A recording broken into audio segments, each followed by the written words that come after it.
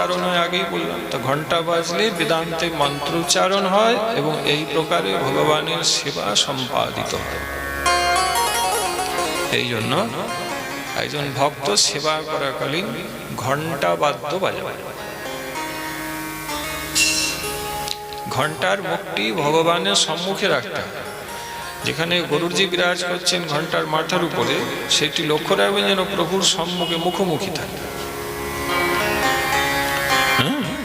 তো যাই হোক, গরুরজি নেমে এলেন। গরুরজি নেমে এলেন, নেমে এসেই দেখছেন যে প্রভু মূর্ছিত আছেন, লক্ষণচন্দ্র মূর্ছিত হয়ে শুয়ে আছে, জ্ঞান নেই।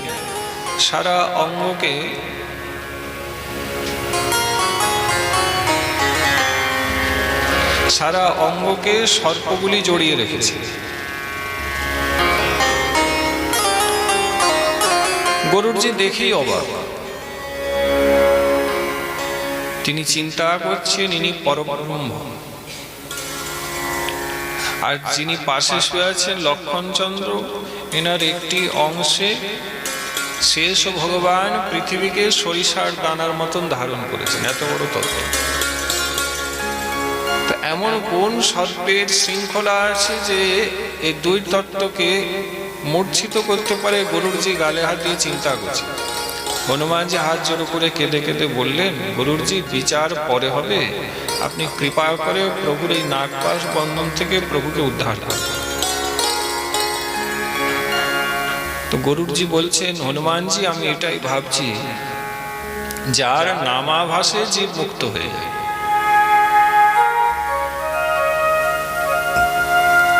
যার নামের আভাসে জীব ভববন্ধন থেকে মুক্ত হয়ে যায়, সেই প্রভু সাক্ষাৎ নাগপাশের বন্ধনে জ্ঞান হারিয়েছে। আমি এটাই ভাবছি। হনুমানজি বললেন, প্রভুর লীলা বোঝা বড় কঠিন, সে বিচার পরে হবে, আপনাকে কৃপা করে বন্ধন মুক্ত করুন, আপনার চরণে আমার অনুরোধ। বানর সকলে কাঁদছেন, আক্ষেপ করছেন, বিলাপ করছেন। গরুরজি বললেন, ঠিক আছে। গরুরজি নিজের তীক্ষ্ণ চঞ্চু স্পর্শ দিয়ে নাগপাশ থেকে প্রভুকে, লক্ষণকে আজকে মুক্ত করলেন। মুক্ত হওয়ার পরে যেন নূতন জীবন ফিরে পেয়েছেন। এই প্রকার লীলাময় ভগবান রামচন্দ্র লক্ষণ উঠে বসেছে। উঠে বসে চোখ বসে চারিদিকে তাকাচ্ছে।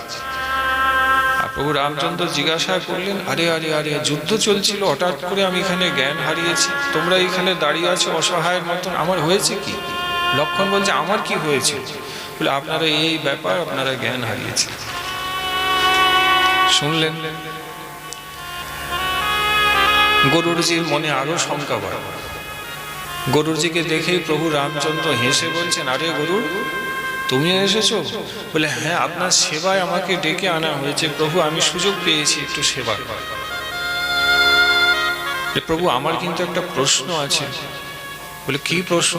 প্রভু, তোমার লীলা, তোমার কৃপায় আমি কিছুটা হলেও জানি, কারণ তুমি আমাকে তোমার বাহক করেছো। প্রভু, তুমি জ্ঞান হারালে। ব্রহ্মাণ্ডে এমন কোনো শক্তি নেই যে তোমাকে অজ্ঞান করতে পারে। প্রভু, তুমি জ্ঞান হারিয়ে পড়েছিলে। প্রভু, একই লীলা। আর তোমার একজন আমি সাধারণ ক্ষুদ্র সেবক, আমি এসে এই নাগপাশ থেকে মুক্ত করতে তুমি জ্ঞান ফিরে পেলে। প্রভু, আমি তো তোমার এই লীলা বুঝতে পারছি না। ভগবান রামচন্দ্র হেসে বললেন, শোনো, এখন তো আমার লীলা চলছে, কাজে এই লীলা কেন, কি কারণে হয়েছে তা আমার কাছ থেকে তুমি জানতে পারবে না। এক কাজ করো, তুমি উপরে চলো, ওপরে যাও, ব্রহ্মদেব আছেন, মহাদেব আছেন, তাদের কাছে এই প্রশ্ন করো, তারা তোমাকে উত্তর দেবে।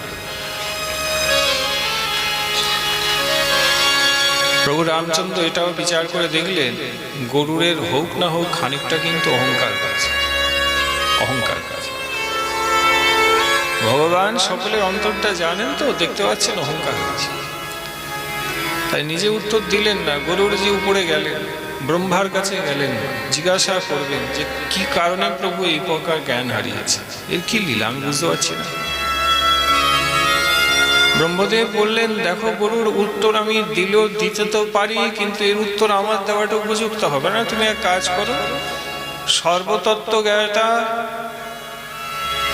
শ্রীমন মহাদেবের কাছে চলে যাও, তিনি উত্তর দেবেন। ব্রহ্মদেব উত্তর না দেওয়ায় শ্রীমন মহাদেবের কাছে যখন গরুড়জি যাচ্ছেন তো পথেই মহাদেবকে দেখতে পেলেন। পথে যখন মহাদেবকে দেখলেন তো গরুড়জি প্রণাম করে বললেন, মহাদেব আপনার কাছে আসছি। বলে, আরে গরুড়জি আমার কাছে আসছিলে কেন, কি হয়েছে? বললো, আমি এই প্রশ্নের উত্তর পাচ্ছি না, প্রভুর এই কি লীলা আমি একটু জানতে চাই, আপনি কৃপা করে বলুন তো এর রহস্যটা কি। প্রভু জ্ঞান হারিয়েছেন এই প্রকার, আমি বিশ্বাস করি না। আরে আমি গেলাম প্রভুর এই বন্ধন থেকে, প্রভুকে আমি মুক্ত করেছি, তবে প্রভু জ্ঞান ফিরবে। এই দেখুন, এগুলো অহংকারের কথা। মহাদেব বিচার করলেন, গুরুদের একটু অভিমান হয়েছে, তাই প্রভু আমার কাছে পাঠিয়েছে। মহাদেব বললেন, দেখেন গরুড়জি, আপনাকে আমি এই প্রশ্নের উত্তর দিতে তো পারি, কিন্তু এই পথে আপনাকে আমি উত্তর দেব না। এই উত্তর পেতে গেলে আপনি শিবালয় অর্থাৎ যেখানে আমি থাকি ওখানে আসুন।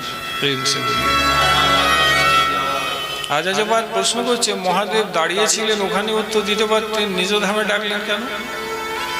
এর উত্তর হচ্ছে এই যে মা, রুগী যদি রাস্তায় ডাক্তারবাবুকে পায় তো ডাক্তারবাবুকে রাস্তায় রোগীর চিকিৎসা করে, কি বলে, চেম্বারে এসে,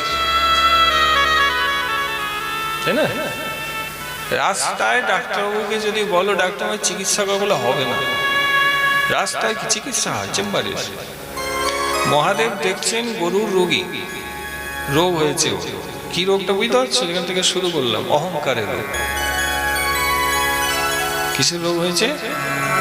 অহংকারে। পকেট থেকে হাত বার কর, কৃপা হবে না পকেটে হাত ঢুকিয়ে থাকবে, হয় মালায় থাকতে হবে না হাত জোড়ো করতে হবে। প্রেম সে বলিয়ে, অল্প সঙ্গ হলে এরকমই হবে, বড় হলে আর শিখবে না। যাই হোক মা, মহাদেব বিচার করছেন গরুড়ের ব্যাধি বা অসুখ যেটা হয়েছে সেটা অহংকারের ব্যাধি। এই অহংকারের ব্যাধিরূপ অসুখটি গরুড়জির সারাতে গেলে এটা তো আর পথে সারানো যায় না, এই জন্য ওকে চেম্বারে আসতে হবে, আমার লোকে আসতে হবে। তাই ইঙ্গিত করে বললেন, তুমি আমার লোকে চলে এসো, তোমার চিকিৎসা করবো, জানাবো কি ব্যাপার, প্রভুর কি লীলা, ওখানে এসো। মহাদেব চললেন কৈলাসে, পেছনে পেছনে গরুড়জিও গেলেন। ওটাই তিনি ভাবছেন, হায় দেখা হলো, প্রশ্ন করলাম, ওখানেই তো বলতে পারতেন, চলো যাই। কৈলাসে মহাদেবের সঙ্গে সঙ্গে গরুড়জি এলেন, আর ওই প্রশ্ন করলেন, এই প্রশ্ন যে ওখানে বললেন না এখানে, বললে তুমি রুগী আর তোমার পথে চিকিৎসা হবে না, তোমাকে আমার চেম্বারে আসতে। তো গরুড়জি বললেন, তাহলে এইবারে বলুন প্রভুর এই লীলা কি আমি বুঝতে পারছি না, কৃপা করে বলুন। তো মহাদেব কি বললেন জানো? রামচরিত মানসে গোস্বামী তুলসীদাসজি লিখছেন, শ্রীমন মহাদেব গরুড়জিকে বললেন যে তুমি যদি উত্তর জানতে চাও প্রভুর কি লীলা ইত্যাদি, তো তোমাকে নীলগিরি পর্বতে যেতে হবে। নীলগিরি পর্বতে প্রভুর এক অনন্য ভক্ত রয়েছেন, যিনি নিরন্তর বদনে প্রভু রামচন্দ্রের কথামৃত পরিবেশন করেন, যেনার নাম কাকভূষণ্ডী। ওই কাকভূষণ্ডীর কাছে তুমি যাও, তোমার এই প্রশ্নের উত্তর একমাত্র তিনি দিলেন। অর্থাৎ রোগী এলেন চেম্বারে, কিন্তু ডাক্তারবাবু অন্য ডাক্তারের কাছে রেফার করে দিলেন, চিকিৎসা করলেন না, রেফার করে দিলেন নাকি।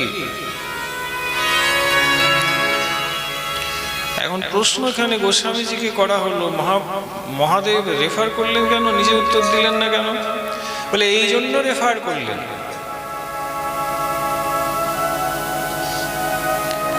কারণ মহাদেব জানেন গরুড়ের যে অসুখটা করেছে সেই অসুখটার নাম হচ্ছে অহংকার।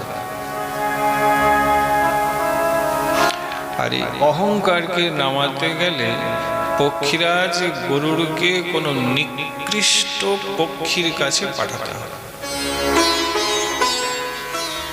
মাগো, ধরিত্রীতে সর্বশ্রেষ্ঠ পাখি বা পক্ষীরাজ গরুড়কেই বলা হয়। পাখি রাজা হচ্ছেন গরুড়, আর আর সব থেকে চণ্ডাল পক্ষী হচ্ছেন কাক। মহাদেব বিচার করছেন, যদি একটা কাকের কাছে পাঠিয়ে ওর এই প্রশ্নের উত্তরটা দেওয়া হয় তাহলে উত্তরটাও পাবে, আর মনে যে অহংকার এবং প্রভুর মায়া ঢুকে বসেছে ওই দুটাও ওর জীবন থেকে বেরিয়ে যাবে। মহাদেব বিচার করছেন, আমি যদি উত্তর দিয়ে দিই তো প্রশ্নের উত্তর তো পাবে, কিন্তু অহংকারটা থেকে যাবে।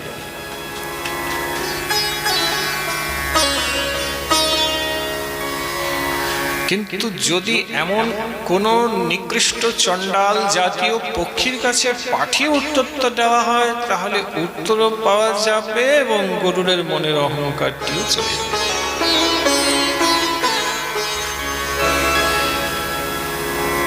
এই জন্য পাঠিয়েছেন।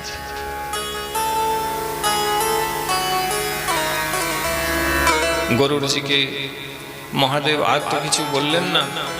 গরুড়জি সোজাসুজি নীলগিরি পর্বতের কাছাকাছি এলেন। ওখানে কাকভূষুণ্ডী রয়েছে, শরীরটা কাকে, কিন্তু নিরন্তর বদনে ভগবানের কথা বলে, নিরন্তর আজও রয়েছে নীলগিরিতে। বাবা, এই জগতে কয়েকটি ভগবানের পরিকর আজও রয়েছে, জেনে রাখুন, আপনার কাজে আছে। কাকভূষুণ্ডী জগতে এখনো রয়েছে, শ্রী হনুমানজি জগতে এখনো রয়েছে, শ্রী উদ্ধবজি এখনো জগতে রয়েছে, আমরা বলে দিচ্ছি এরা জগতে এখনো রয়েছে। অশ্বত্থামা জগতে রয়েছে। আজও অনেক সাধক রয়েছেন যারা ভজন করেন, তারা প্রত্যক্ষ এনাদের অনুভব এবং দর্শন পেয়েছে, অনেক আছে। তো সেই কাকভূষুণ্ডী যিনি নীলগিরি পর্বতে থাকেন, গোস্বামী তুলসীদাসজি বলছেন যখন গরুড়জি আসছেন কয়েক মাইল দূরে, এখনো ওনার চরণে পৌঁছন নাই, অনেকটা দূরে থাকাতেই গরুড়ের সকল মায়া মন থেকে মুছে গেল। তার মনের যে যাবতীয় অহংকার বৃত্তি ছিল মাগো, সাক্ষাৎ হয়নি, অনেক দূরে নীলগিরির কাছে আসতেই গোস্বামী তুলসীদাসজি বলতেন সকল অহংকারও তার জীবন থেকে আছে। কেন বলে, কাকভূষুণ্ডী যেখানে হরিকথা বলেন সেই স্থান, বিরাট বৃহৎ স্থানকে ঘিরে প্রভুর এমন আশীর্বাদ আছে যে ওখানে কোনো মায়ার প্রবেশ নাই।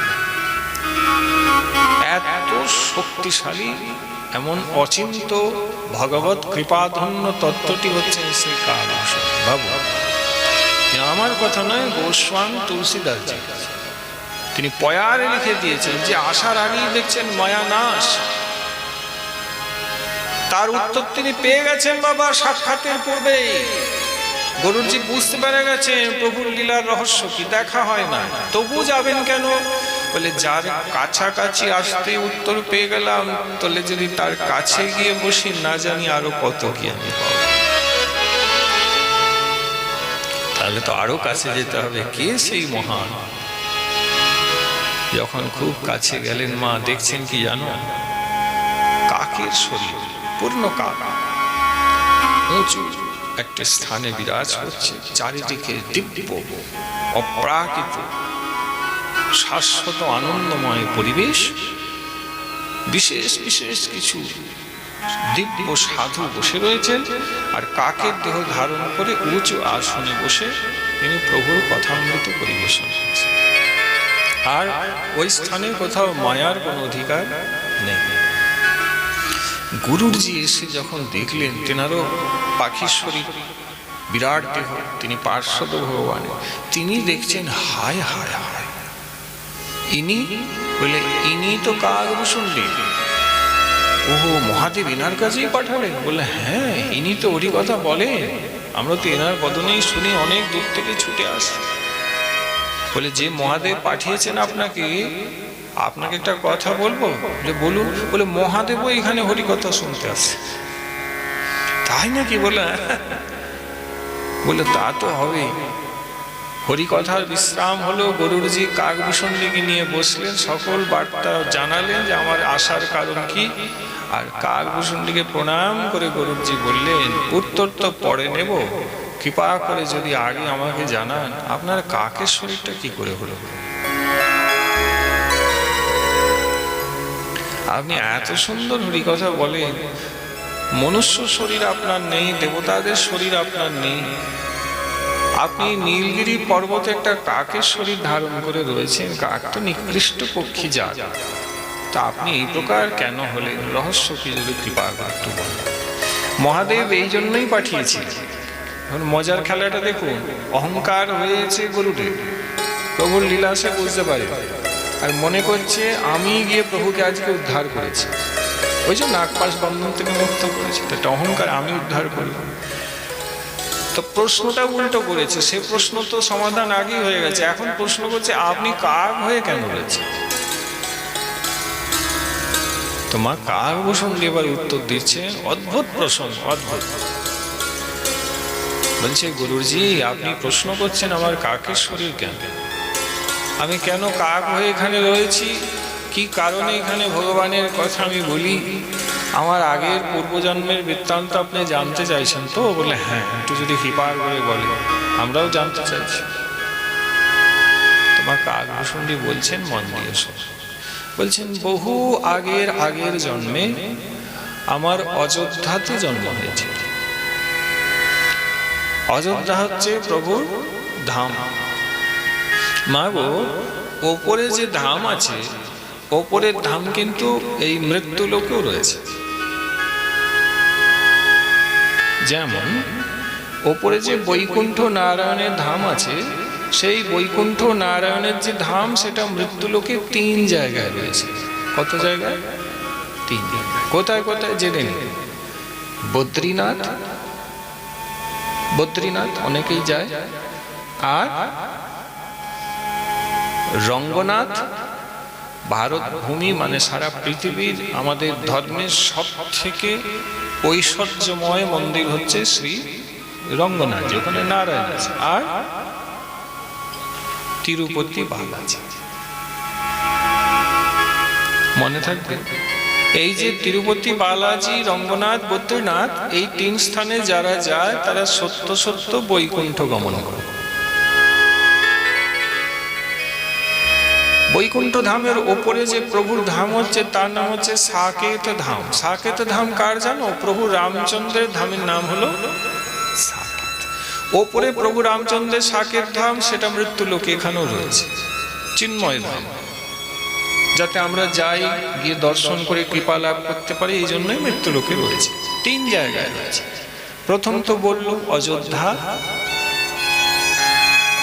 তারপরে দ্বিতীয় হচ্ছে মিথিলা, আর তৃতীয় হচ্ছে চিত্রকূট।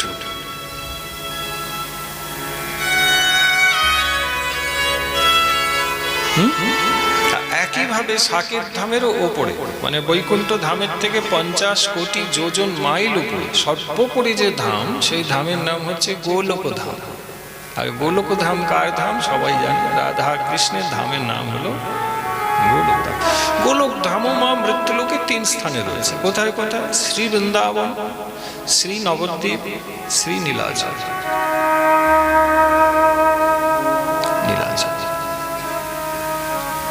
এই সকল যে স্থানগুলি মৃত্যুলোকে রয়েছে, এগুলো চিন্ময় অপ্রাকৃত। কালের প্রভাবে সবকিছু নষ্ট হলেও জেনে রেখো, ধাম কখনো নষ্ট হবে না। ধামের উপরে প্রাকৃত শোক, দুঃখ, ক্ষোভ, জ্বালা, যন্ত্রণা আদির কোনো প্রভাব পড়ে না গো মা। তাই যারা ভাগ্যবান হয় তারা এই জাতীয় মনুষ্য শরীর লাভ করে প্রায় সময় প্রভুর ধামে গিয়ে থাকে। যারা ব্রজে যায় তারা গোলকেই যাচ্ছেন বলে তুমি জানবে। যারা নীলাচলে নবদ্বীপে যাচ্ছে তারা গোলকে গমন করছে। হ্যাঁ, নবদ্বীপ মানে কেবল নবদ্বীপ নয়, গৌরব ব্রজজনে ভেদ না দেখিব হইব বড়জবাসী, ধামেরও সরস পুরিবে নয়নে আমি হইব রাধার দাসী। আচার্যগুলি বলে দিয়ে গেছেন।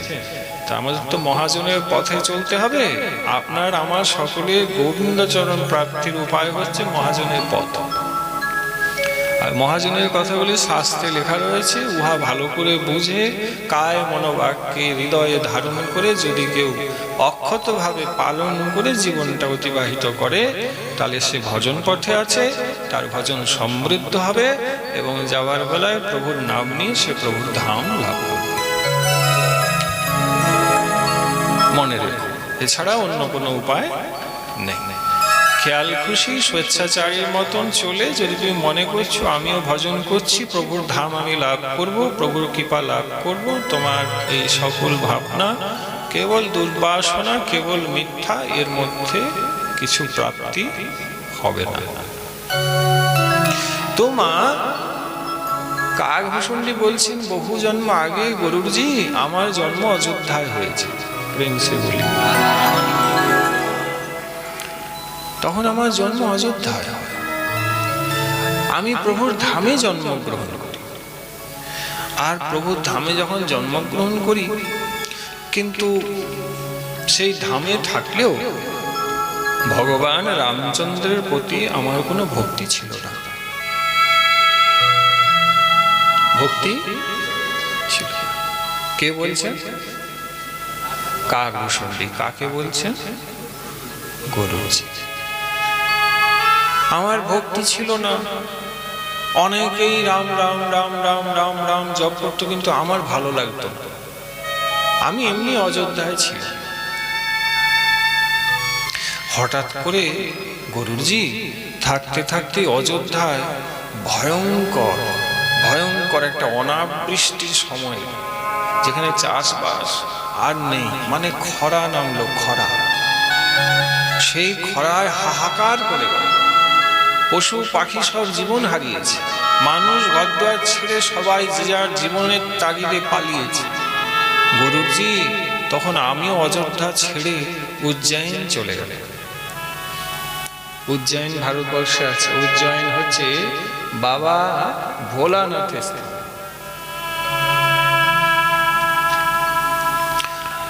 মহাদেবের যে দ্বাদশ জ্যোতির্লিঙ্গ হয় না, 12টি জ্যোতির্লিঙ্গ, তার মধ্যে মহাদেব যে মহাকাল রূপে বিরাজ করছেন, কোথায় বিরাজ করছেন?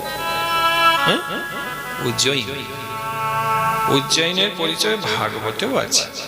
কোথায় আছে না, রামকৃষ্ণ মথুরায় যখন কংসকে বধ করলেন, বসুদেব এবং দেবকী কারামুক্ত হলেন, উগ্রসেন আদি পরামর্শ করলেন যে কৃষ্ণ এবং বলদেব এদের এখনো শাস্ত্র শিক্ষা হয়, ছেলে তো, বাবা যেমন মনে করেন যে একটু পড়াশোনার প্রয়োজন রয়েছে, তো পড়াশোনার জন্য রামকৃষ্ণ শান্তিপুনি মুনির আশ্রমে গিয়েছিলেন। তো ঋষি শান্তিপুনি, যিনি কৃষ্ণ বলদেব এবং সুদামা আদিকে যে নিজের আশ্রমে লয়ে পড়াশোনা করিয়েছিলেন, কোথায় করিয়েছিলেন জানো? উজ্জয়িন। তো ভগবান কৃষ্ণচন্দ্রও কিন্তু উজ্জয়নের 64 দিন অবস্থান করেছিলেন। প্রেম সে বলি, ভাগবতে লেখা আছে। এগুলো যখন ভাগবত পারায়ণ হবে তখন তোমরা আরো গভীরভাবে বলে আসবে। যাই হোক, উজ্জয়নের বিরাট মহিমা। বললেন যখন খরা নেমে গেল, খাওয়া দাওয়ার কোনো উপায় নেই, তখন অযোধ্যা ছেড়ে আমি উজ্জয়নে এলাম। গুরুজি যখন উজ্জয়নে এলাম না, উজ্জয়নে কিন্তু কোনো খরা নেই, খাওয়া দাওয়া সব আনন্দ, সব ঠিক আছে, মানুষের কোনো কষ্ট দুঃখ ওখানে আমার চোখে পড়ে না। তখন তো আমি মনে করলাম যে অযোধ্যাতেই যত জ্বালা যন্ত্রণা, উজ্জয়নে তো কোনো ঝামেলাই নেই। ওহো, তাহলে প্রভু রামচন্দ্রের থেকেও শিব কিন্তু অনেক বড়, এটা আমি মনে করলাম। এইটা হয়, যেখান থেকে ভ্যালকড়ি পাবে তাকেই বড় মনে হবে। জগৎ মা মনে করবে না কিছু। হ্যাঁ, জগতের সম্মান কার জানো? এই কলিযুগে সম্মান কার? যার টাকার জোর তার সম্মান বেশি আছে। তুমি গুণী, কিন্তু তুমি যদি ভিখারি হও, তোমার গুণের দাম তুমি কেউ পেয়েছে আজ পর্যন্ত? তোমার কোনো গুণ নেই, তুমি হয়তো মাতাল, কিন্তু তোমার বহু অর্থ আছে। তোমাকে সবাই বলে বাবু কোথায় যাচ্ছেন? বাবু, হ্যাঁ, ওর যে সম্মানটা, ওটা ওনার গুণের দিকান্ত, গুণ তো ওনার নেই। ওনার আছে কি? ভাগবতে লেখা আছে, শুধু বলে কলিতে কাদের সম্মান হবে? যাদের বহু টাকা আছে তারা সম্মান পাবে, যাদের বহু লোকবল আছে। টাকা থাকলে লোকবল থাকবে, স্বাভাবিক, সম্মান বেশি। আপনার অনেক গুণ আছে কিন্তু অর্থ নেই, আপনি এই কলিযুগের সম্মান কোথাও পাবেন না। ভাগবতে লেখা আছে। আমি তুমি ভাগবতের উপরে তো আর উঠতে পারি না। এই ভাগবতের বাক্য হচ্ছে সূর্য যেমন পূর্ব দিকে উঠে ওই প্রকার। এগুলো থামাবেন বাবা, এই যে এগুলো করছেন, হ্যাঁ, তা নাহলে কালকে এগুলো ঘিরে দিয়ে দেবো। প্রেম সে বলি এগুলো করা যাবে না আমার পাঠে। আমি যখন গান গাইলাম তখন উৎপাত করে দিই, কিন্তু পাঠের সময় উৎপাত করা যাবে না। প্রেম সে বলিয়ে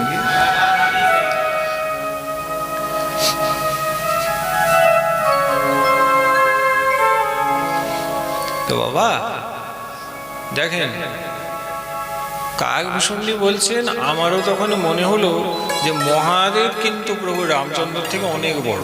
নইলে প্রভুর ধামে ছিলাম, সেখানে লোক না খেতে পেয়ে মরে গেল, গরু বাছুর মরে গেল, তিনি ধামে থেকে কিছু করলেন না। আর উজ্জয়নে এলাম, বাবা ভোলানাথের ধাম, মহাকাল রূপে তিনি রয়েছেন, ও এখানে তো আনন্দই আনন্দ।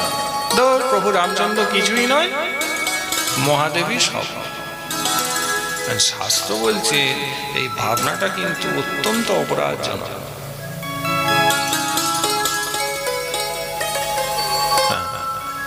কারণ আমাদের শাস্ত্র কি বলেছেন দেখুন, একটু শাস্ত্রের দিকটা ধরুন। শাস্ত্র বলছেন হরিদেব আরাধ্য সর্বদেব দেবেশ্বর ইতরে ব্রহ্মরুদ্রাদ্য নতো অবজ্ঞয়া কদাচন। একটু শ্লোক বলি, গল্প একটু শ্লোক শুনুন। এটি পদ্মপুরাণের শ্লোক।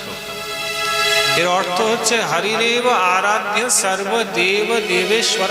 মানেটা খুব পরিষ্কার, সকলে বুঝতে পেরেছে। বলে শ্রী হরি একমাত্র আরাধ্য, কেন? সর্বদেব দেবেশ্বর, সকল দেবতার দেবতা হচ্ছেন শ্রী হরি, এই জন্য হরির উপাসনা তুমি করবে। কিন্তু তারপরে বলে ইতরে ব্রহ্মরুদ্রাদ্য নতু অবজ্ঞয়া কদাঞ্চন। এর মানে এই নয় যে তুমি ব্রহ্মদেব রুদ্র মানে মহাদেবের অবজ্ঞা কখনো করতে যাবে না। কেন? বলে এই ব্রহ্মা এবং মহাদেব আদি এরাও ঈশ্বর তত্ত্ব এবং শ্রী হরির থেকে অভিন্ন, কাজে এদের অবজ্ঞা করলে হরিচরণে অপরাধ। আমাদের হরিনামে একটি সবথেকে বড় অপরাধ দেখানো হয়েছে, সেটি হচ্ছে শ্রী হরির থেকে অন্যান্য দেবতাকে পৃথক পৃথক মনে করা। যদি তুমি মনে করো ব্রহ্মা একজন দেবতা, শিব একজন আলাদা ঈশ্বর, ইন্দ্র আরেকজন দেবতা, বরুণ আরেক দেবতা, আর কৃষ্ণচন্দ্র আরেকজন ভগবান, এরকম যে আলাদা আলাদা যদি মনে করে নাম করো, তাহলে এতে নামে প্রেম হবে না, নামে দিনে দিনে অপরাধ হবে। মনে কি করতে হবে? ষড়গোস্বামী বলছেন মনে এটাই করতে হবে সকলেই শ্রী গোবিন্দের বিভূতি, গোবিন্দের থেকে আলাদা কেহ নয়। এই বিচার করে যদি মালা করো, তাহলে শীঘ্রই হরিনাম তোমাকে কৃপা করবে। আলাদা বুদ্ধি করতে যাবে, কাজে একটু তত্ত্বের দিক ধরলাম, কিন্তু ইনি আলাদা করলেন। আরে প্রভু রামচন্দ্র কিছু নয়, মহাদেবী সব, এখানে আনন্দ। তো বলছেন গুরুজি, উজ্জয়নে যখন থাকতে শুরু করলাম আমি মহাদেবের ভক্ত হয়ে গেলাম। আপত্তি নেই মহাদেবের ভক্ত হয়ে যাবে। বলে আমি শিবের ভক্ত হয়ে মহাকাল মন্দিরে যেতাম, শিবকে প্রণাম করতাম, ওখানে থাকতে শুরু করলাম। আচ্ছা, ওখানে থাকি আমি শিবকে প্রণাম করি, শিব মন্দিরে বসে থাকতাম, শিবের স্তুতি গাইতাম। একদিনের ব্যাপার গুরুজি, একজন অদ্ভুত সদ্গুরুদেব মহাকাল মন্দিরে আসছে। আমাকে দূরে বসে থাকতে দেখে আমার কাছে কৌতূহলে সেই সদ্গুরু দাঁড়িয়ে আমাকে বললেন, বৎস তুমি এখানে বসে শিবের নাম করছো? বললেন হ্যাঁ করছি। কিন্তু শিবের নাম তো করছো, কিন্তু তুমি দীক্ষা নিয়েছো তো? বললেন না, আমার তো দীক্ষা হয়নি। তখন উনি সদ্গুরুদেব আমাকে বললেন যে দীক্ষা না নিলে প্রভুর নাম করে কোনো ফল হয়। হাতে বন্দুকের গুলি ছুঁড়ে মারলে কারোর মৃত্যু হয়, কিন্তু ওই গুলি বন্দুকে দিয়ে ফায়ার করে, ওই গুলি তোমাকে মেরে দেবে। তো এই প্রকার বন্দুকটি হচ্ছে গুরুতত্ত্ব, আর গুলিটি হচ্ছে প্রভুর নাম। তো নাম নিশ্চয়ই কৃপা করবে, সেটা গুরুরূপ বন্দুকে দিয়ে যদি কেউ জপ করে কীর্তন করে তখন কৃপা করো। অর্থাৎ সোজা কথায় গুরুদেব মুখ থেকে যে নামটা তোমার কানে শোনাবে ওই নাম জপ করলে তবে কৃপা হয়। নচেৎ তুমি যদি মনে করো হরিনাম আর কি, আমি তো জানি গুরুদেবের দরকার কি, আমি তো নাম জানি, আমি গাইব, তাহলে ওই বারবার ওই ছুঁড়ে হাতে করে গুলি মারা হবে, ওতে গায়ের একটা লোমও ছিঁড়বে না, মানুষ মারা তো দূরে থাকবে, তাই না বাবা? তাই যখন সবকিছু বুঝিয়ে দিল বলে ও হো তাহলে দীক্ষা নেওয়ার কথা বলছি, বলে হ্যাঁ আমি তোমাকে প্রায় দেখি তুমি এখানে বসে থাকো, আজকে মনে হলো তোমার সঙ্গে একটু কথা বললাম, তা তুমি যদি মনে করো আমি তোমাকে দীক্ষা দেব, তুমি ভজন করো। বলে তাহলে কৃপা করে আপনি আমাকে দীক্ষা দিন। তো মা নর্মদা নদীতে স্নান করে আসতে বললেন, মহাদেবকে প্রণাম করে বসালেন, আর গুরুদেব কাকভূষণজি বলছেন যে আমাকে তখন দীক্ষা দিন। আমার যখন দীক্ষা হলো গুরুদেব আমাকে মন্ত্র দিলেন, মন্ত্র জপ কীর্তন কেমন করতে হয় শিখিয়ে দিলেন, আমি তাই করলাম। তবে হ্যাঁ গুরুজি, ওই গুরুদেব সদ্গুরুদেব ছিলেন, আমাকে বলেছিলেন বৎস প্রভু রামচন্দ্রের আর মহাদেবে তুমি ভেদ করবে না। আর বৎস শোনো, মহাদেব পঞ্চমুখে নিজেও নাম করেন।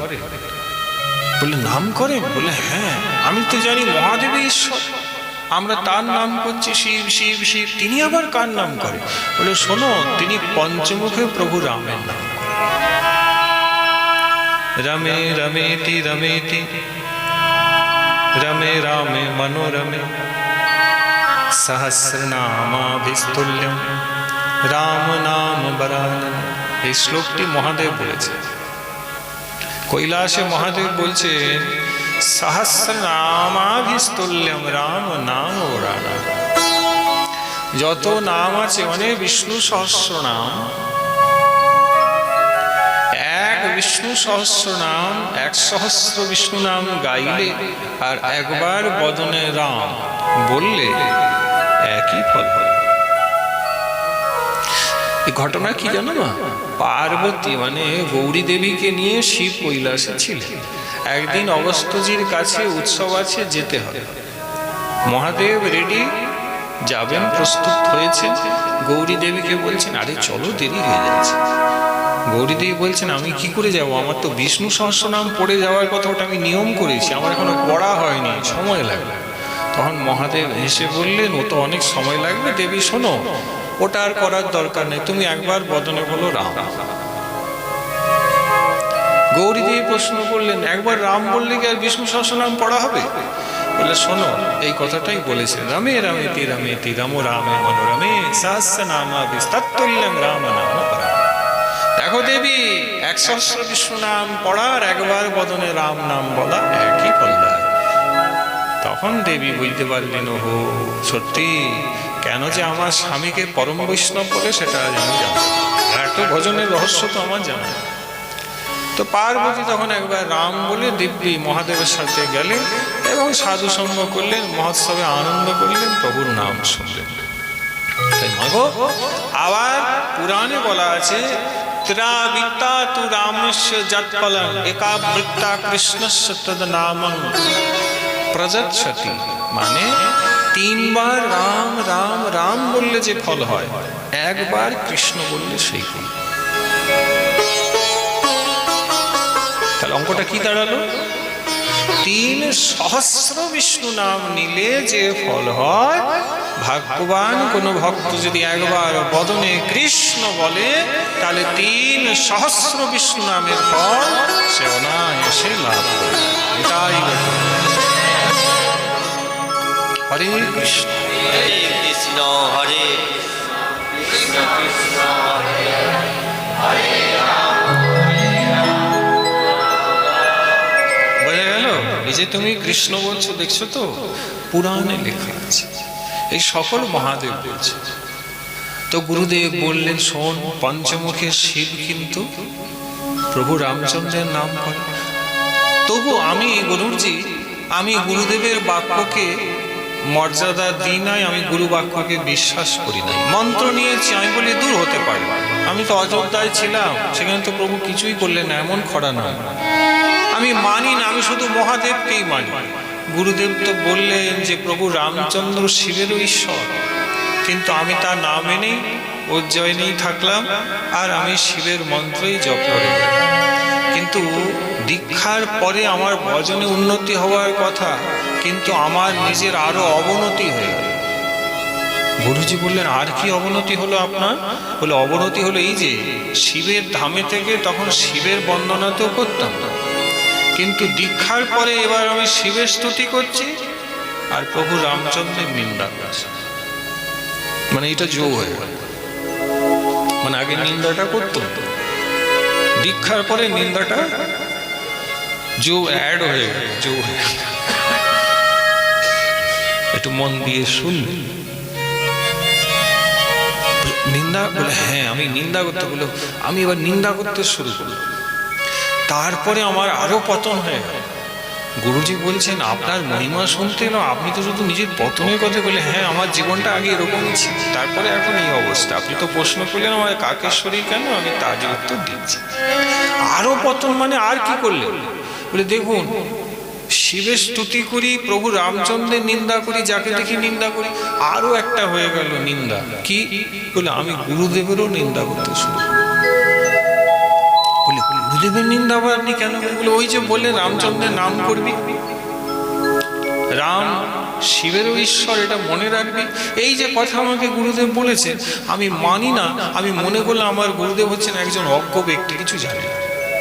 আমি সব জানি, ভুল বলেছেন, তাই গুরু ভালো না। দীক্ষা দিয়েছে আলাদা কথা, গুরু নিন্দাও কর। আমি উজ্জয়নে বসে শিবের নাম করি, প্রভু রামচন্দ্রের আর গুরুদেবের নিন্দা করি, এটা আমার স্বভাব।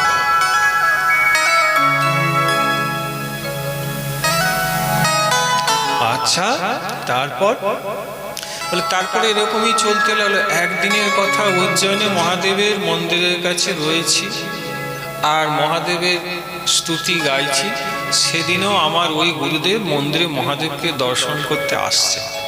আমি দেখলাম আমার গুরুদেব আসছেন, তবু আমি গুরুদেবের দিকে দুটো পা মিলে দিয়ে দিব্যে ওই রকমই বসে থাকলাম। নিয়ম যে আছে, গুরু এলে উঠে দাঁড়াতে হয়, আমি দাঁড়াইনি, উপরন্তু আমার দুটি পা গুরুদেবের মুখের দিকে রেখে দিয়ে গুরুদেবকে আমি আমার পা দুটো ভালো করে দেখিয়েছি। আমার গুরুদেব এত দয়াময় ছিলেন, আমাকে এহেন অকৃতকার্য করতে দেখো আমার দিকে মন্দ মন্দ হাসলেন, আমার প্রতি রাগ বা ক্ষোভ ব্যক্ত করলেন না। আর আমার গুরুদেব জানতে এ বেটা নিন্দুকে নিন্দা করে, তবু এ দোষ আমি নেব না, মহাপ্রভু একদিন একে কৃপা করে। এখন নিয়ম কি? গুরুদেব আসছেন জানলেই 10 হাত ছুটে যেতে হবে, গুরুদেব যাচ্ছেন জানলে 10 হাত আবার যেতে হবে। যতক্ষণ না শাস্ত্র, যতক্ষণ না তিনি আমার নেতৃত্ব থেকে অদৃশ্য হচ্ছেন, সে যাবত দাঁড়িয়ে থাকবে। যদি না দাঁড়াও তাহলে অপরাধের সম্ভাবনা আছে। আমি না গুরুদেবের দিকেই দুটি চরণ আমার রেখে দিয়েছি। আর কি বলেন মা, যখন ভাগবত শুনতে বসবে তো পা গুটিয়ে বসবে প্রেম সে। নিজের পা কখনো কাউকে ভাগবত শুনতে গিয়ে দেখাবে না। অনেকে মানে, অনেকে মানে মানে মানে না বলাটা ভুল হলো। অনেকে হ্যাঁ জানে অথচ মানে না। যারা জানে মানে না, মনে তাদেরকে জ্ঞান পাপী বলা হয়েছে। আপনি জানেন না, দোষ হবে না। আপনি জেনেও যদি মানেন না, তাহলে আপনার দোষটা সাংঘাতিক হবে।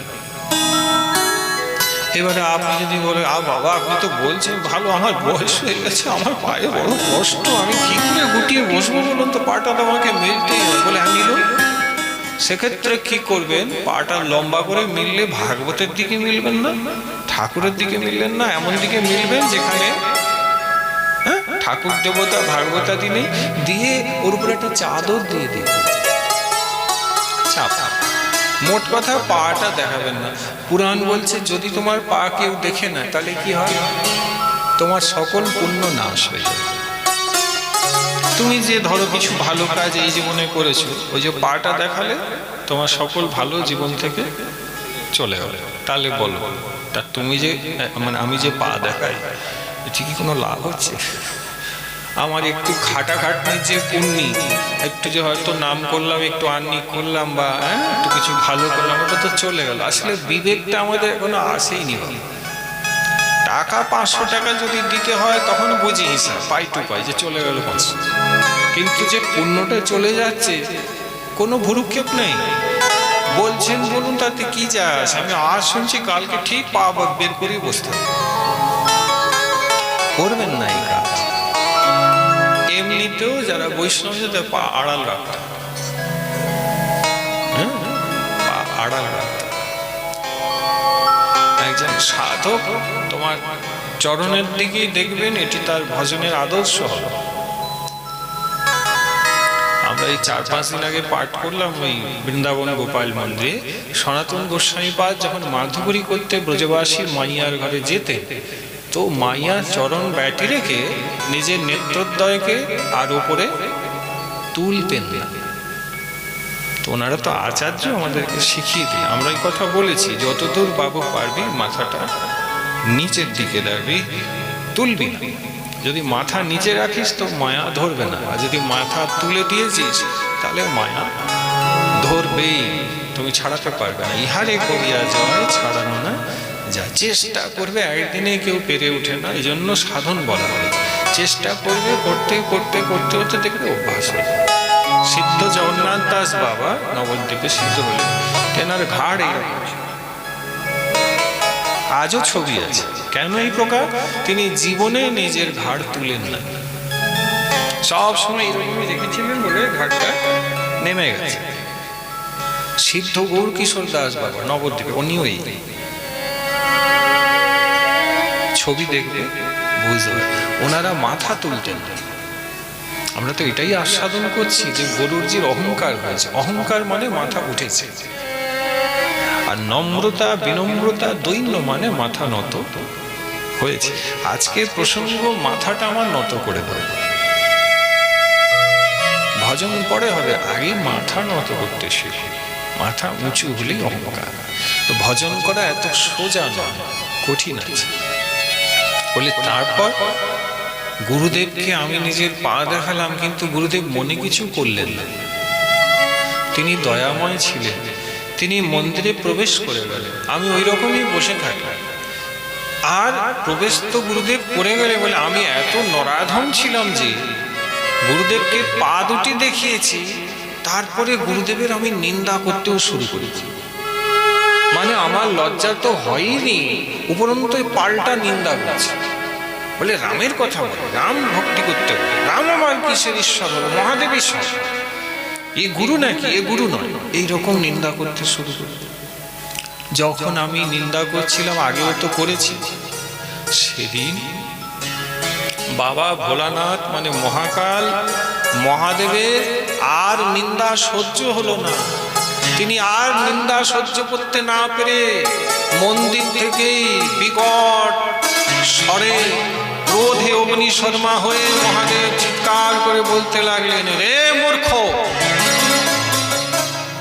এতদিন ধরে তুই নিন্দা করে গেলি, ওরে নরাধম পাপী, তোকে গুরুদেব এত সব শিক্ষা দেওয়া সত্ত্বেও তুই সেই শিক্ষা নিস নাই।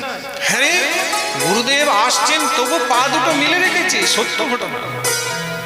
পা দুটো জড়িয়ে রাখতে হয়, চরণ গুরুদেবকে দেখাতে নেই, সে জ্ঞান তোর হয়নি। অধম পাপী, তোর মনুষ্য দেহে থাকার আর কোনো অধিকার নেই। তখন আমি ভয় কাঁপছি, আপনি কে? আমি ভুল করেছি, আপনি আমাকে ক্ষমা করে দিন। আমি?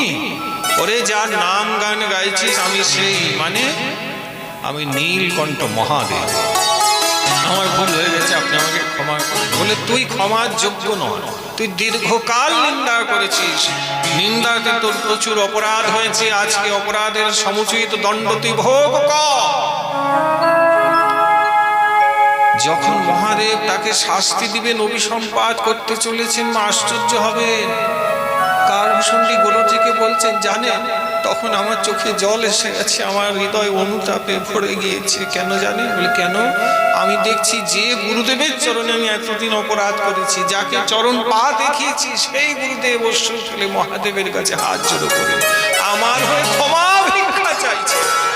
মহাদেবের চরণে পায়ে ধরে বলছেন, মহাদেব ওকে ক্ষমা করে দিন, আমি ওর কোনো দোষী নাই, ওকে আপনি দণ্ড দিবেন না, ওকে ওকে একটু শুধরাবার সুযোগ দিন, ওকে আপনি ক্ষমা করে দিন, ওকে আপনি ক্ষমা করে দিন। মহাদেব বলছেন, এত অন্যায় করেছে, এত অপরাধ করেছে, এরপরেও আপনি ওর হয়ে ক্ষমা চাইছেন? বলে হ্যাঁ, জীব তো অন্যায় করবেই, আর গুরুকে তাকে ক্ষমা করতে, তাই ক্ষমা চাইছে। মাগো, তখন গোস্বামী তুলসীদাসজি বলছে, গুরুদেব নিজে তখন ওই মহাদেবের কাছে ওই শিবের রুদ্রাষ্টক পড়লে ওই শিবকে প্রসন্ন করার চেষ্টা করেন, আর বলছেন, নমামি সমীশান নির্বাণ রূপম বিভুম ব্যাপকম ব্রহ্মবেদ স্বরূপম নিজম নির্গুণম নির্বিকল্পম নিরীহম চিদাকাশমাকাশবাসম ভজেহম নিরাকার ওঙ্কার মূলম তুরীয়ম गिरा ज्ञान गोतीतमीशं गिरीशं करालं महाकालकालं कृपालं गुणागार संसार पारं नतोऽहं तुषाराद्रिसङ्काशघोरं गभीरं मनोभूतकोटि प्रभाश्री शरीरं स्फुरन् मौलिकल्लोलिनी चारुगङ्गा लशकालवालेन्दुकण्ठे भुजङ्गा चलत्कुण्डलं भ्रूषुनेत्रं विशालं प्रसन्नाननं नीलकण्ठं दयालं मृगाधीशचर्माम्बरं मुण्डमालं प्रियं शङ्करं सर्वनाथं भजामि प्रचण्डं प्रकीष्टं प्रगल्भं परेशम् अखण्डम् अजं भानुकोटिप्रकाशं त्रयः शूलनिर्मूलनं शूलपाणिं भजेऽहं भवानीपतिं भावगम्यं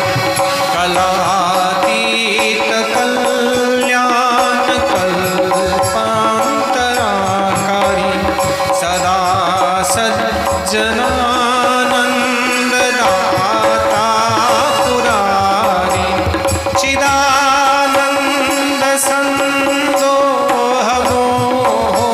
चिदानन्दसन्दोहमोपहारि प्रसीद प्रसीद प्रभो मन्मथारि न यावत् उमानाथ पादारविन्दं भजन्ति हलोके परे वानरा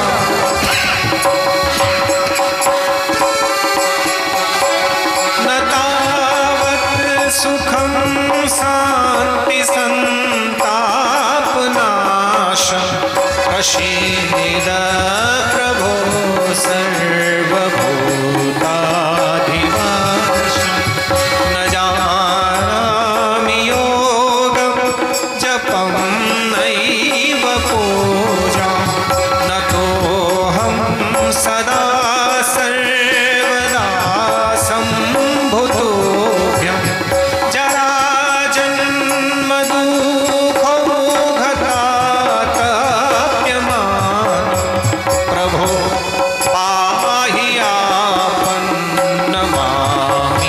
शम्भो प्रभो पाहि आपन्नमामीश शम्भो रुद्राष्टकम् ईदं प्रोक्तं विप्रेण हरतोषे ये पठन्ति नरा भक्त्या तेषां शम्भो प्रसीदति तेषां शम्भो प्रसीदति प्रसीदति तेषां शम्भो प्रसीदति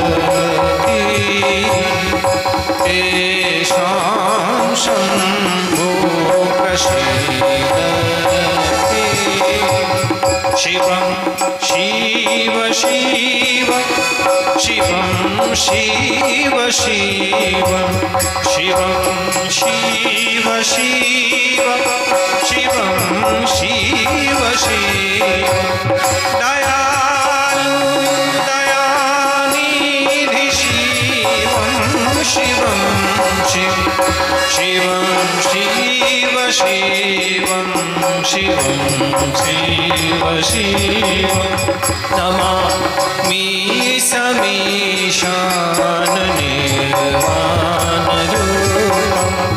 विभुं व्यापकं ब्रह्मवेदस्वरूपं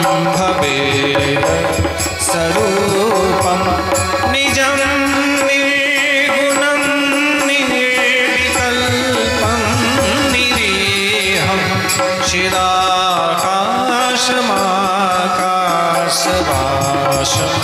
भजेऽहं चिदाकाशमाकाशवासं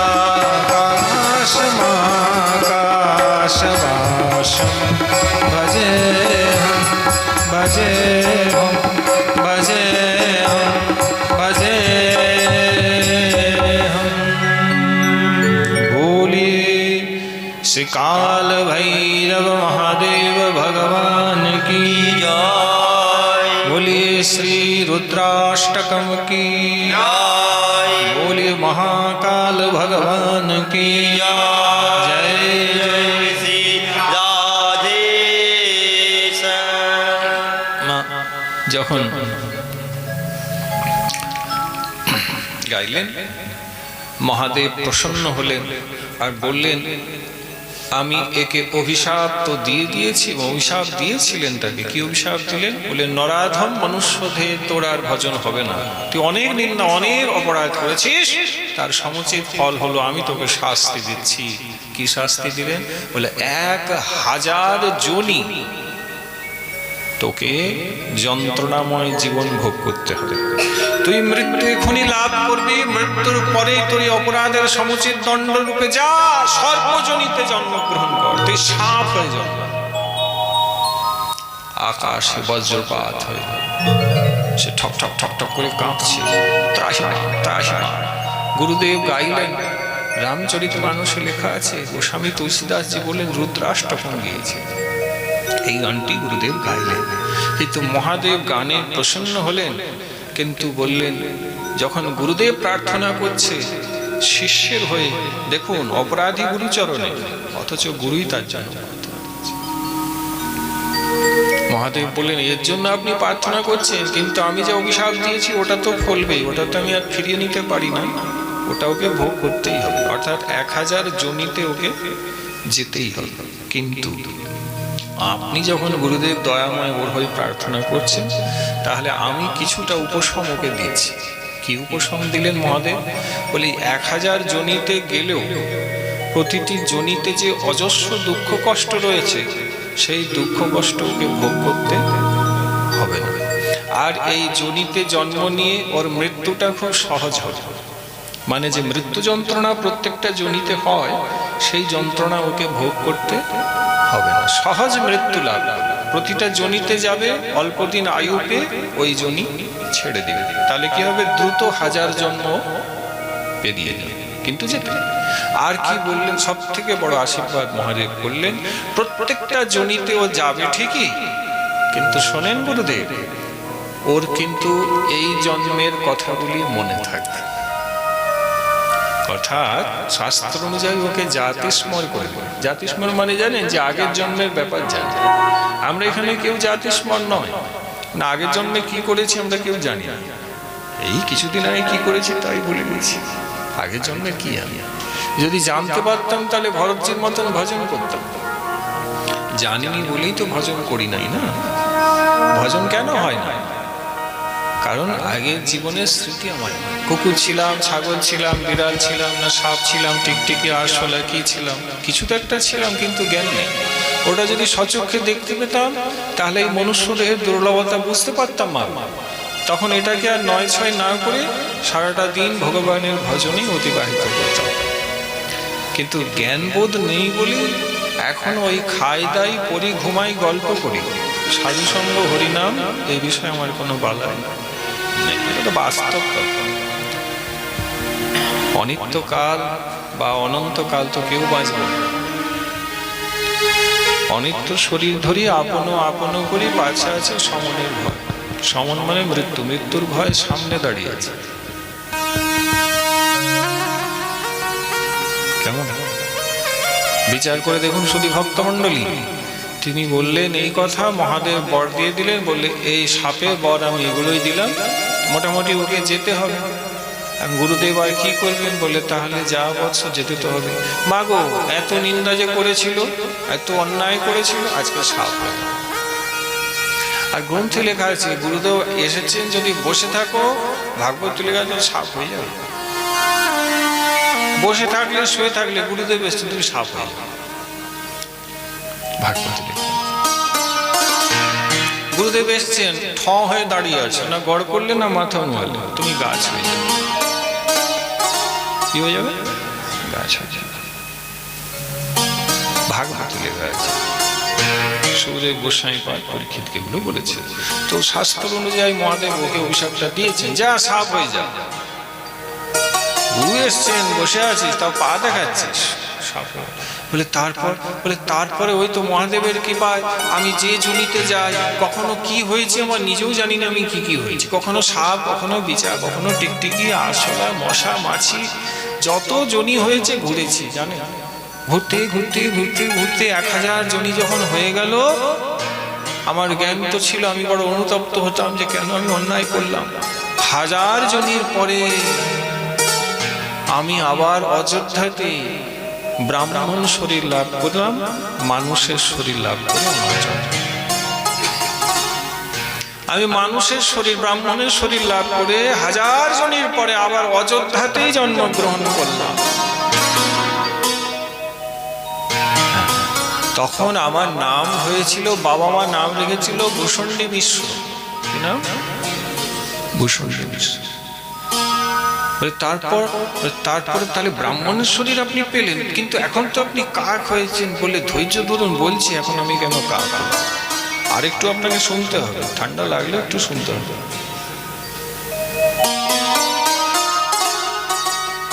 আর গরুরের অহংকার পুরো চলেই গেছে, আর নেই। বলে যখন ব্রাহ্মণ শরীর পেলাম তো ওখানে থাকতে লাগলাম অযোধ্যায়। আগে যা ভুলগুলো করেছি এবার আমি সেই ভুল আর করি না।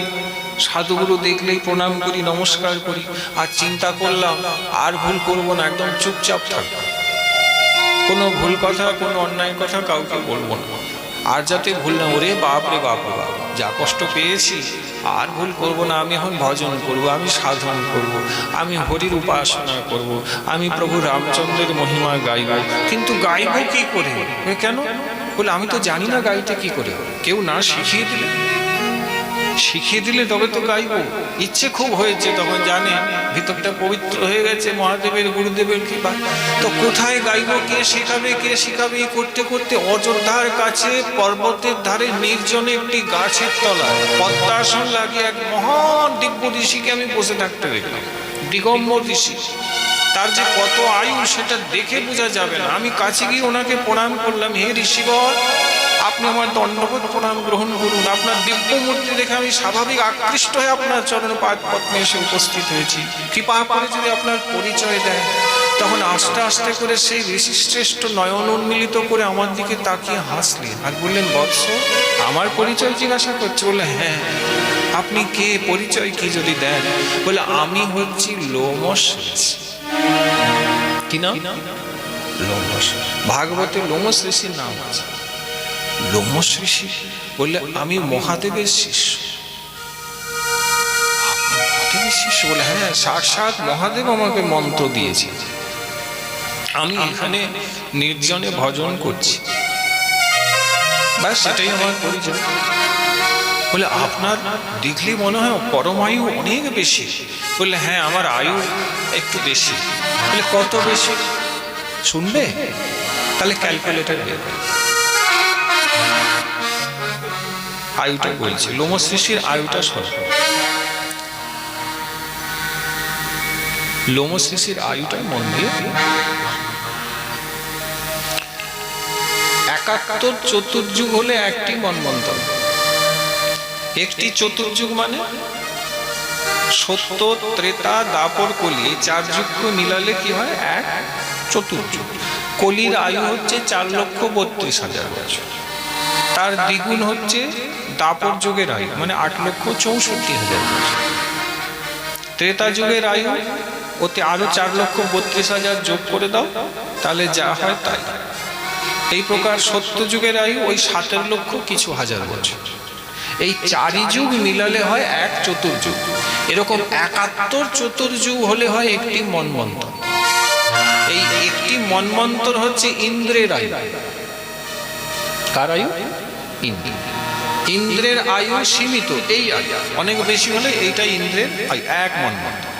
এরকম 14টি মন্বন্তর হয়। কটি? 14। এই 14টি মন্বন্তর হলে হয় একটি কল্প। বোঝা গেল? এখন যে কল্প চলছে, কল্পের নাম হচ্ছে শ্বেত বারাহ কল্প।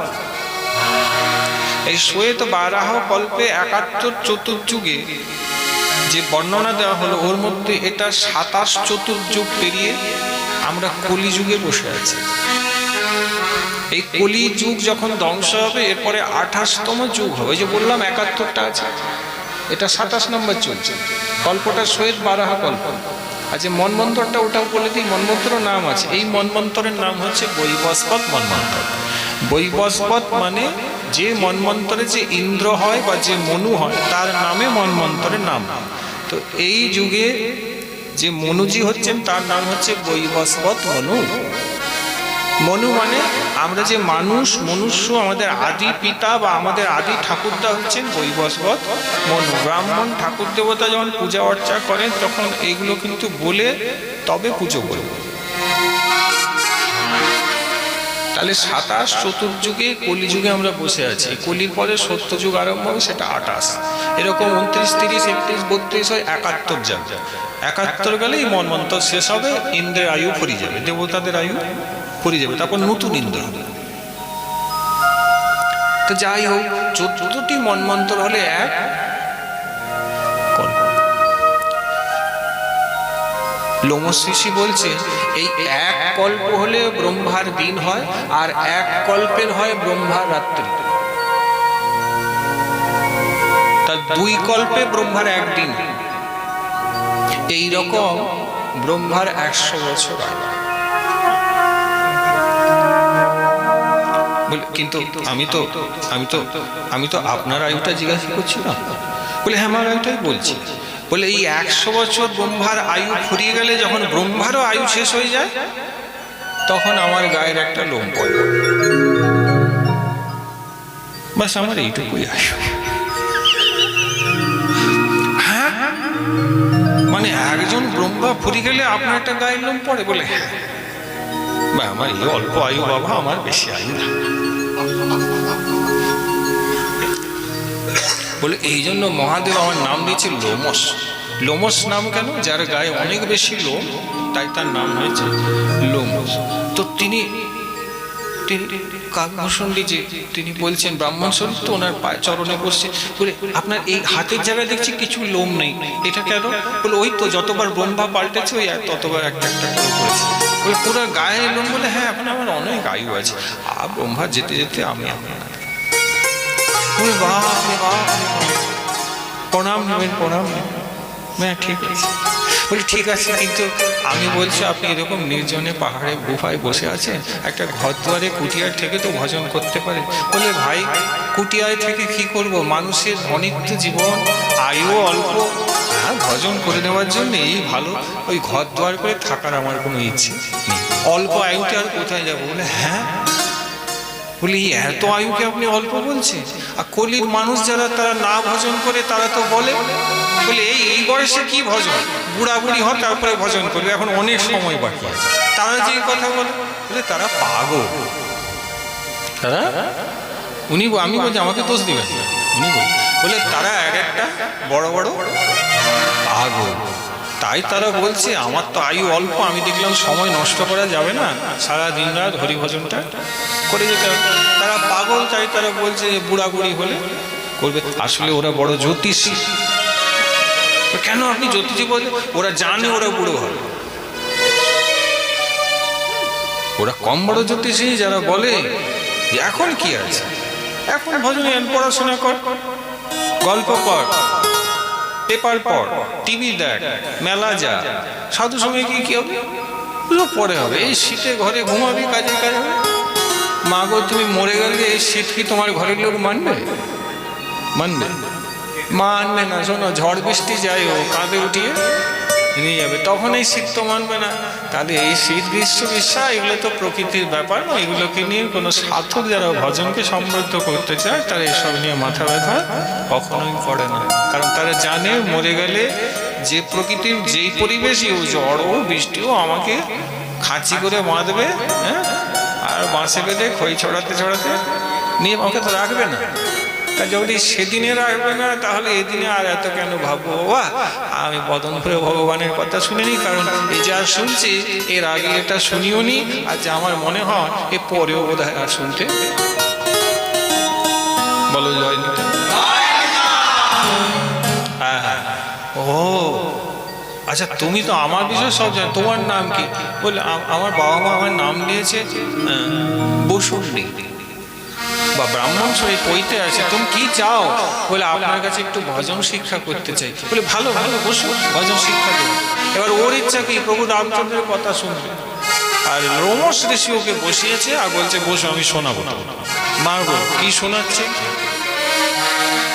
কাকভূষণী বলছেন গরুরজি আমি যখন ওনার কাছে বসলাম উনি শুধু আমাকে বসিয়ে জ্ঞানের কথা শোনাচ্ছেন, ভক্তির কথা বলছেন না, প্রভু রামচন্দ্রের লীলা কথা, জ্ঞানের কথা বলে যাচ্ছে। এইভাবে সূর্য সৃষ্টি হলো, সূর্যের এই জ্যোতি, এই জ্যোতির তেজ, আর দেখো এই যে সিদ্ধি হচ্ছে অনিমা, লঘিমা, দ্রাঘিমা, এগুলো হচ্ছে সিদ্ধি। চন্দ্রের সৃষ্টি এইভাবে হলো। আমার মন বারবার বলছে গুরুদেব আপনি এগুলো না আমাকে একটু প্রভু রামচন্দ্রের লীলা একটু শোনান, আমি ওইটা শুনতে চাই।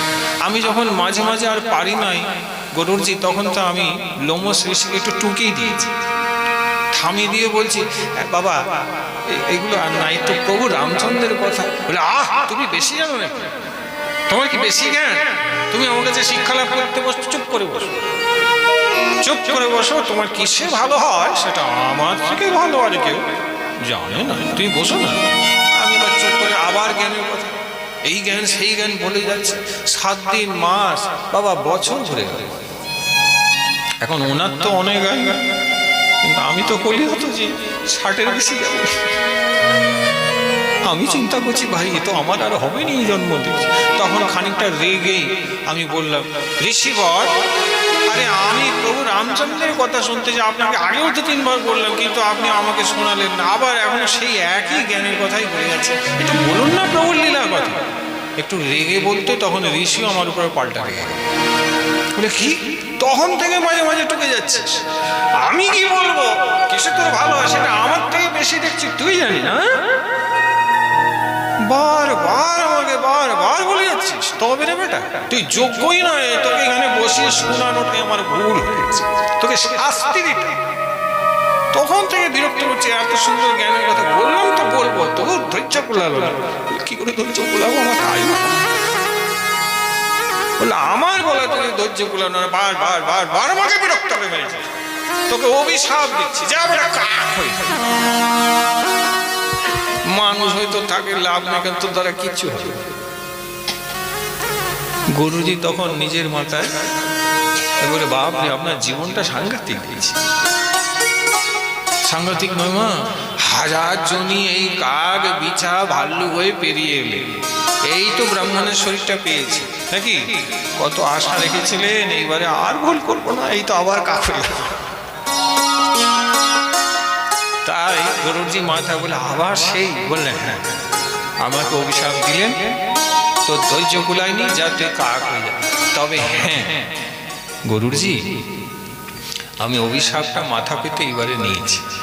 আগের বারে যখন অভিশাপ পেয়েছি তখন তর্ক করেছিলাম, রাগ দেখিয়েছিলাম, এবারে আমি রাগ করি, আমি মাথা নত করে কাক সঙ্গে সঙ্গে হয়ে গেছি।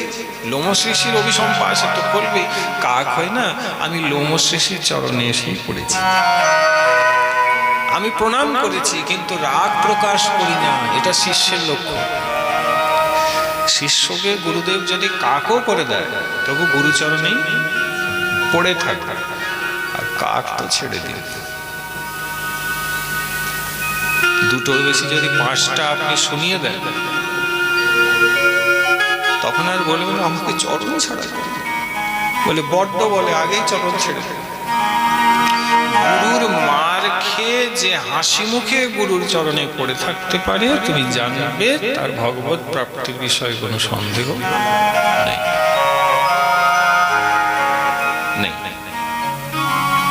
কিন্তু সকলে তো পারে না। বলে আমি তখন না চরণে পড়ি, আমি আর ওই ভুল করিনি। তখন আমি প্রণাম করে বলি, আমি তো প্রভু রামচন্দ্রের কথা শুনতে চেয়েছিলাম, তো শুনতে পাই নাই, তাতে ও দোষ হয়েছে, আপনি অভিসম্পাত দিয়েছেন, মাথা পেতে নিয়েছি। গুরুদেব আশীর্বাদ করুন যেন প্রভুর চরিত্র আমি গাইতে পারি। তো আমি যখন কাক হয়ে উড়ে চলে যাচ্ছি, তখন তিনি আমাকে পেছন থেকে ডাকেন, কে? লোমশ ঋষি। আর ডেকে বললেন, তুমি আমার কাছে এসো বৎস, তোমাকে অভিশাপ দিলাম, তুমি প্রসন্ন বদনে আমার চরণে পড়ে থেকেছো, তাই তোমাকে আমি আশীর্বাদ করছি। কি আশীর্বাদ করলে? আমার আশীর্বাদে তোমার হৃদয়ে প্রভুর সকল চরিত্র আপনা আপনি উদিত হবে। যস্য দেবে পরা ভক্তি যথা দেবে তথা গুরু তস্যেতে কথিতা জত্তা প্রকাশন্তে মহাত্মনা। গুরুদেবের কৃপা হয়ে গেলে শাস্ত্র অধ্যয়ন করে শাস্ত্র জানার আর দরকার হয় না বাবা। শাস্ত্র পড়ে বস্তুত শাস্ত্র তুমি হৃদয় রাখতেও পারবে না মাগো। শাস্ত্রের রহস্যগুলি একমাত্র গুরুদেবের যদি কৃপা হয়ে যায়, তাহলে আপনা আপনি হৃদয় এসে যায়। বস্তুত শাস্ত্র পড়ে আজ পর্যন্ত কেউ ভক্তি লাভ করতে পারে না। হ্যাঁ, গুরু কৃপা হয়ে গেলে শাস্ত্র হৃদয় আপনা আপনি এসে যায়। তাই গুরু কৃপাতে দেখেন, লোমশ ঋষির কৃপা, কাকভূষণটি বলছেন প্রভুর চরিত্র আমার হৃদয়ে এসেছে। তিনি আরো বর দিলেন, বৎস তোমাকে আমি আরো বর দিচ্ছি। কি না, যে যুগে যখন প্রভু রামচন্দ্র লীলা করবেন, প্রভুর যে অযোধ্যায় 5 বছরে যে বালক লীলা, প্রভুর যে শিশু লীলা, গোপালের মতন যেটি অযোধ্যায় হয় 5 বছর, প্রত্যেকবারে প্রভুর 5 বছরের সেই বাৎসল্যময় লীলা কাক রূপে আপনি যেতে পারবেন। আর প্রভু আপনাকে আদর করবে, কোলে বসাবে, নিজের অধরামৃত উচ্ছিষ্ট কাক দেহে আপনাকে দিবেন, আপনার গায়ে হাত বুলাবেন, স্বয়ং ভগবান রামচন্দ্র আপনাকে আশীর্বাদ করবেন। প্রতিটি প্রভুর লীলা প্রতিবার যখন হবে, ততবারই আপনি দেখতে পাবেন। আর হ্যাঁ, তৃতীয় যে বর আপনাকে আমি দিচ্ছি, সেটা হলো আমি যেমন লোমশ, আমার আয়ু অপরিসীম, আমি বর দিলাম আপনি অমর হয়ে থাকেন, মানে তাকে অমর করে দিলেন।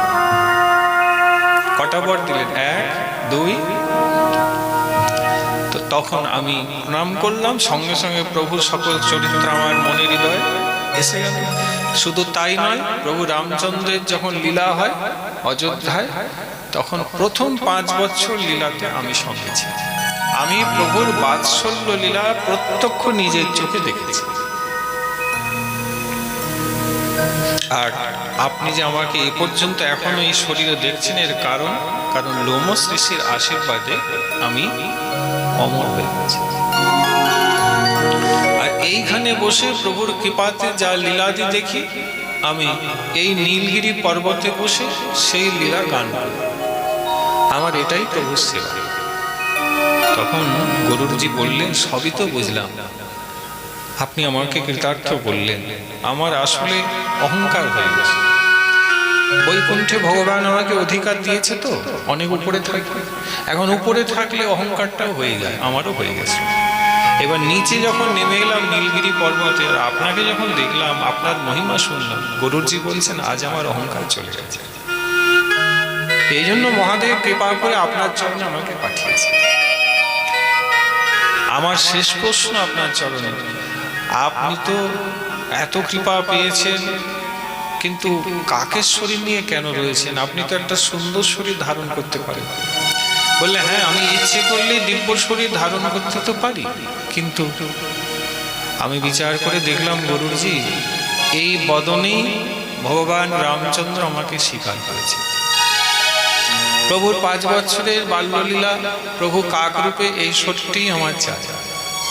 আমার এই শরীরেই তিনি উচ্ছিষ্ট দিয়েছেন, আমার এই শরীরটিকে তিনি কোলে বসিয়ে আদর করেছেন, ভালোবেসেছেন। কাজে গুরুজি আপনি বলুন, যে শরীরে প্রভুর কৃপা পেয়েছি, সেই শরীর ছেড়ে দিয়ে তার থেকে কি কোনো শ্রেষ্ঠ শরীর আর আছে? তাই জন্য আমি এই শরীরেই সুখী, কারণ এই শরীরে প্রভুর কৃপা হয়েছে। গুরুজি যখন শুনলেন, তিনি বিচার করছেন, আমারও তো এই শরীরেই প্রভুর কৃপা হয়েছে, কিন্তু প্রভুর কৃপা হলেও আমার অহংকার হয়। গরুরজি আরেকটি প্রশ্ন করলেন, বলে, সব অপূর্ব বুঝিয়েছেন, আমার তো কোনো অভিমান আর নেই, সব চলে গেছে আপনার কৃপা, কিন্তু প্রভু ওই নাগ পাশে বন্ধন স্বীকার করে মূর্ছিত হলেন কেন? বলে, এটি প্রভুর লীলা এই জন্য হয়েছে, কারণ আপনি যে বৈকুণ্ঠে রয়েছে, আপনার মনের বাসনা ছিল, প্রভু তোমার ওই লীলায় আমি কোনো সঙ্গী বা সাথী তোমার হতে পারি।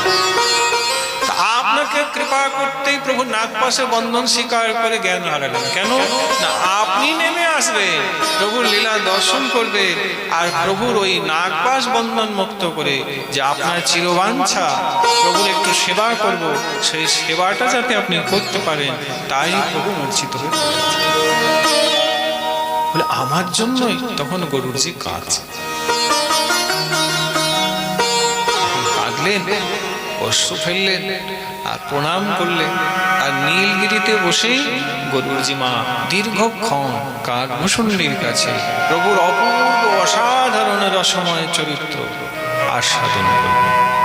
জীবন ধন্য হয়ে গেল, আনন্দ হয়ে গেল।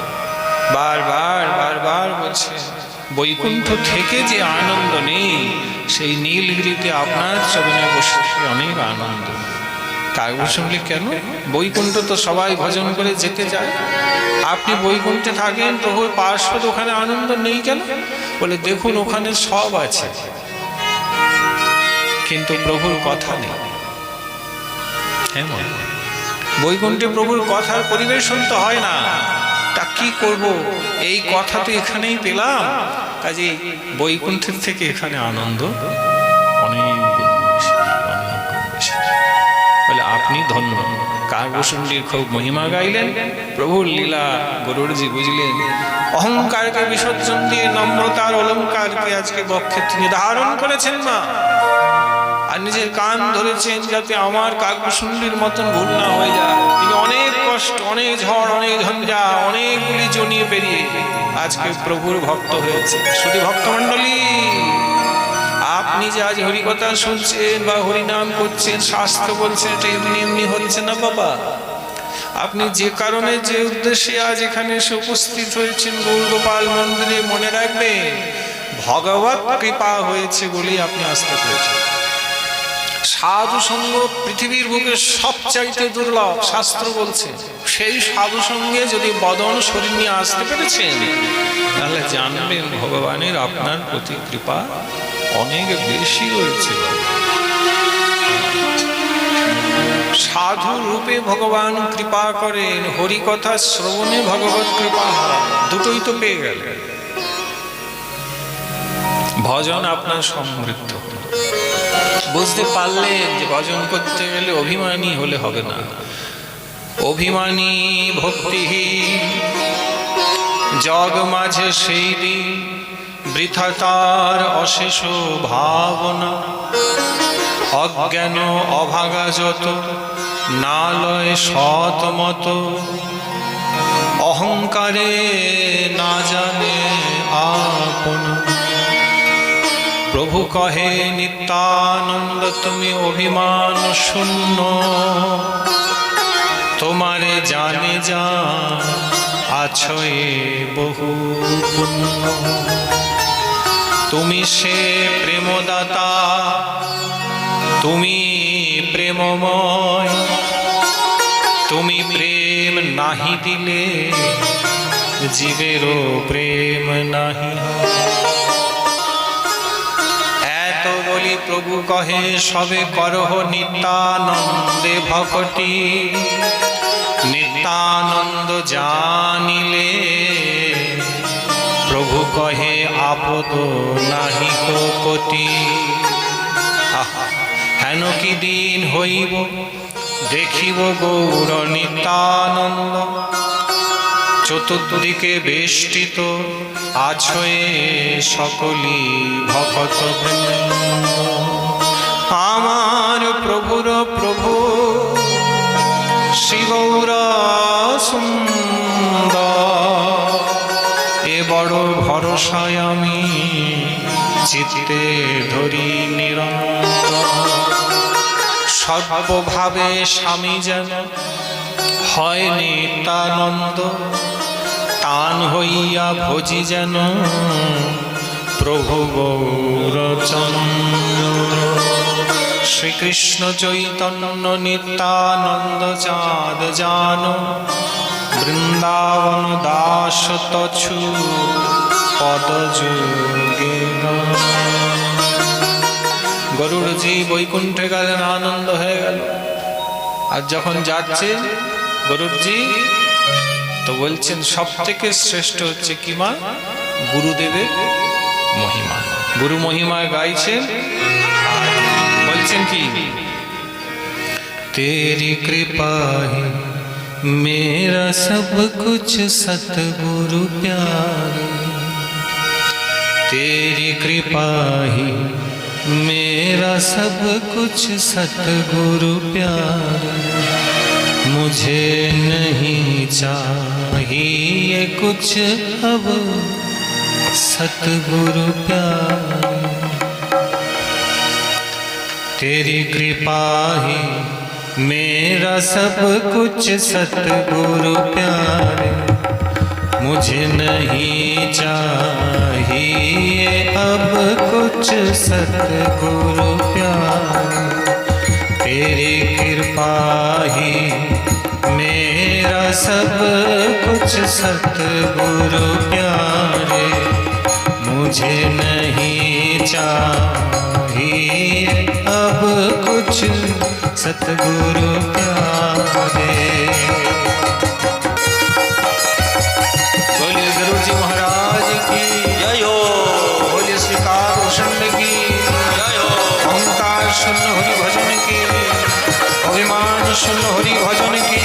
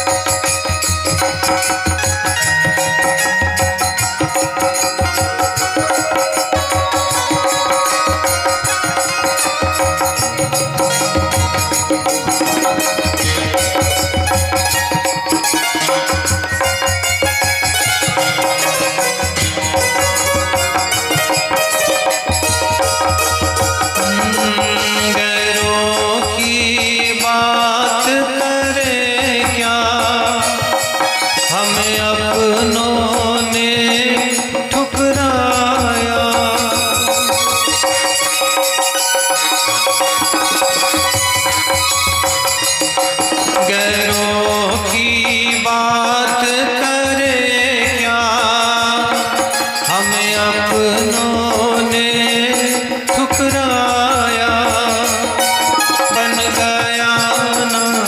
तू मेरा, तूने पल पल साथ निभाया। बन गया नाथ तू मेरा, तूने पल पल साथ निभाया। तेरा साथ ही, तेरा साथ ही, तेरा साथ ही मेरा सब कुछ। ओ मेरे सतगुरु प्यारे, हाँ तेरी कृपा ही मेरा सब कुछ। ओ सतगुरु प्यारे, मुझे नहीं चाहिए अब कुछ, अब सतगुरु प्यारे। बोले सतगुरु भगवान की जय हो।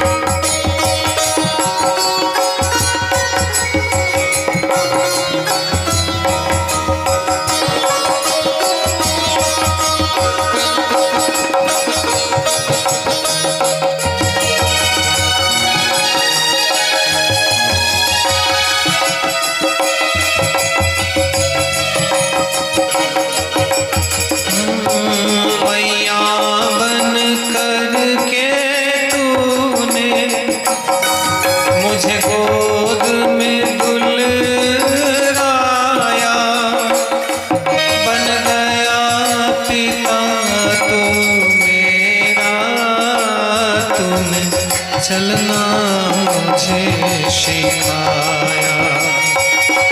बन गया पिता तो मेरा, तूने चलना मुझे सिखाया। तेरा प्यार ही, तेरा प्यार ही, तेरा प्यार ही मेरा सब कुछ। ओ मेरे सतगुरु प्यारे, हाँ तेरी कृपा ही मेरा सब कुछ सतगुरु प्यारे।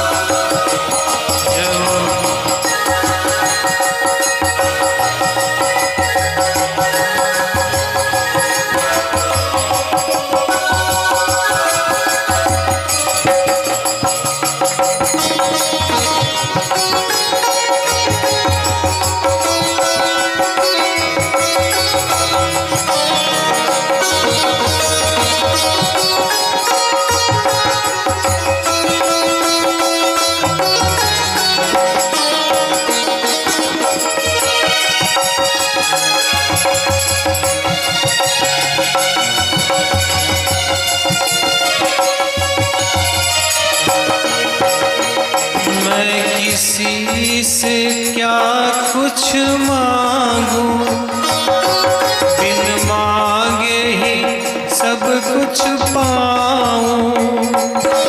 जब द्वार मिला बाबा तेरा, मैं किसी के दर क्यों जाऊं। जब द्वार मिला बाबा तेरा, मैं किसी के दर क्यों जाऊं। तेरा द्वार ही, तेरा द्वार ही, तेरा द्वार ही मेरा सब कुछ सतगुरु प्यारे। हाँ तेरी कृपा ही मेरा सब कुछ सतगुरु प्यारे।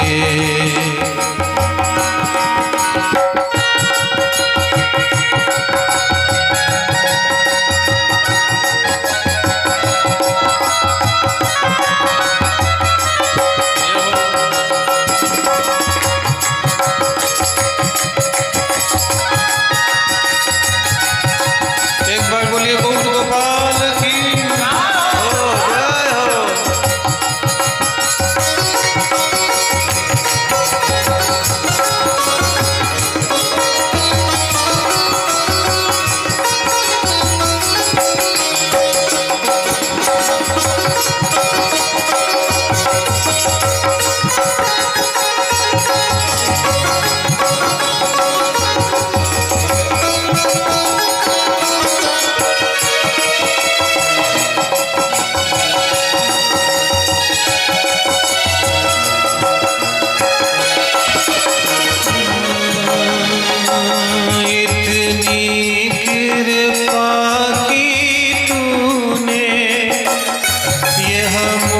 से कहा ना जाए, जब जब मैं याद करूं तो मेरा हृदय भर भर जाए। जब जब मैं याद करूं तो मेरा हृदय भर भर आए। ये दास कहे, ये दास कहे, ये दास कहे, अब क्या कुछ हो मेरे सतगुरु प्यारे। हाँ तेरी कृपा ही मेरा सब कुछ हो मेरे सतगुरु प्यारे। मुझे नहीं चाहिए कुछ अब और कुछ सतगुरु प्यारे। तेरी कृपा ही मेरा सब कुछ हो मेरे सतगुरु प्यारे। कृपा ही तेरा सब कुछ ओ मेरे सतगुरु प्यारे। ओ मेरे सतगुरु प्यारे, ओ मेरे सतगुरु प्यारे, ओ मेरे सतगुरु प्यारे। গরুড়জি নীলগিরিতে আনন্দে নিরভিমান হয়ে কোথায় যাচ্ছেন? বৈকুণ্ঠে। আর যাচ্ছেন, আজকের কথা বিশ্রাম হচ্ছে। অভিমান শূন্য হয়ে গেল, ভজনের দৃষ্টান্ত আমাদেরকে সুন্দর করে দেখিয়ে দিলেন। গরুজি যাচ্ছেন প্রভুর নাম করতে করতে আনন্দে, আনন্দ হয়ে গেল। তাই কি বলছেন? জয় জয় নারায়ণ নারায়ণ হরি হরি, জয় জয় নারায়ণ। সবাই গাইবেন, সকলে গাইবেন হরি। শ্রীমন নারায়ণ নারায়ণ হরি হরি, শ্রীমন নারায়ণ নারায়ণ হরি হরি, শ্রীমন নারায়ণ নারায়ণ হরি হরি, শ্রীমন নারায়ণ নারাयण हरि हरि। तेरी लीला सबसे न्यारी न्यारी हरि हरि।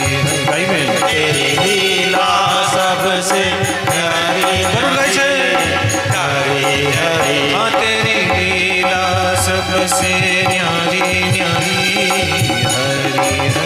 तेरी लीला सबसे न्यारी न्यारी हरि हरि। श्रीमन नारायण नारायण हरि हरि, श्रीमन नारायण नारायण हरि हरि। लक्ष्मी नारायण नारायण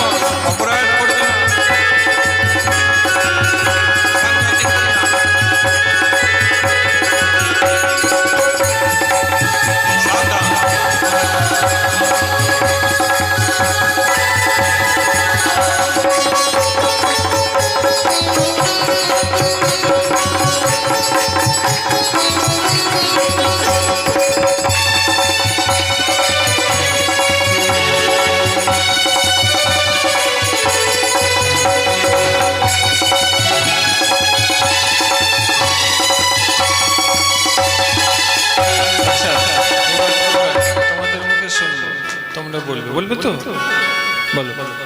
हरि ओम नारायण ओम नमो नारायण हरि ओम नमो नारायण हरि ओम नमो नारायण हरि ओम नमो 4 बार ओम नमो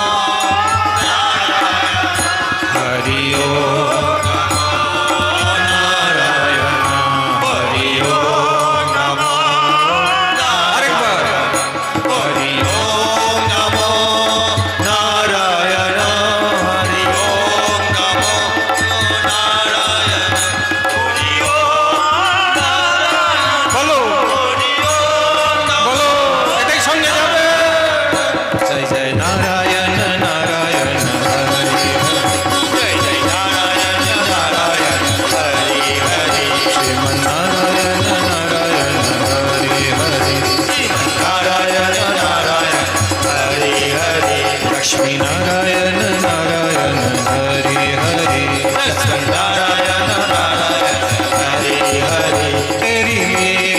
सबसे न्यारी न्यारी तेरी लीला सबसे न्यारी न्यारी हरि हरि। तुमरा बोलो जय जय नारायण नारायण श्रीमन लक्ष्मी बद्री तेरी लीला सबसे हाँ तेरी लीला सबसे प्यारी प्यारी श्रीमन नारायण गुरु जी बोल लक्ष्मी नारायण बद्री नारायण हरि ओम नमो नारायण ओम नमो नारायण हरि ओम नमो नारायण हरि ओम नमो नारायण हरि ओम नमो